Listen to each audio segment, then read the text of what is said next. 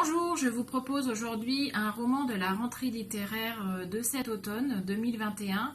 Il s'agit de La porte du voyage sans retour de David Diop.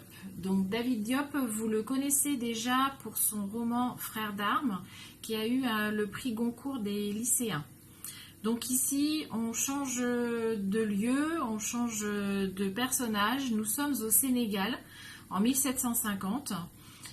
Débarque sur l'île de Gorée Michel Adanson, qui est botaniste.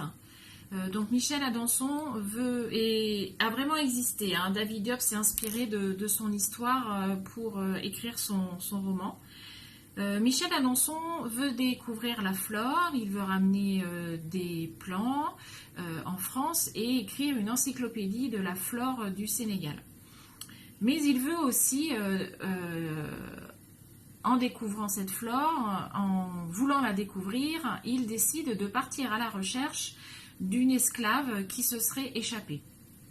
Donc il part avec des compagnons, dont un des fils d'un roi d'un petit village qui n'a que 12 ans mais qui est très, très mature. Et ils partent donc au fil de l'eau, découvrir cette flore et en même temps aller à la recherche de cette esclave qui s'est échappée. Donc au début, même si c'est un petit peu lent à démarrer, quand Michel Adanson découvre cette esclave, ce qu'elle est devenue et ce qui lui est arrivé, alors là par contre David Diop nous tient en haleine jusqu'à la fin du livre. C'est vraiment très intéressant, on découvre plein de choses, on découvre bien sûr le Sénégal, on découvre sa nature, on découvre aussi le commerce des Noirs, on découvre comment les gens se comportaient à cette époque.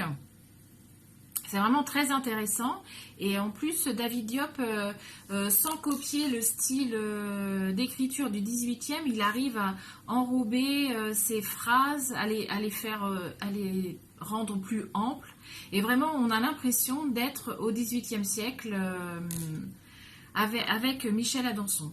C'est vraiment un très bon roman, moi je vous le conseille, vraiment on passe un très bon moment et en plus on découvre un pays. Voilà, je vous souhaite une bonne lecture.